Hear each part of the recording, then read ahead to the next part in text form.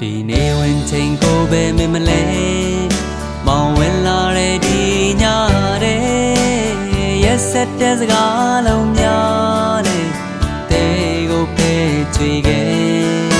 ဒီရက်နဲ့ဆိုနေနိုင်ပါတယ်မောင်ဝင်လာတဲ့ဒီညတဲ့ရက်ဆက်တဲ့စကားလုံးများတဲ့တဲဟာပဲချွေခဲ့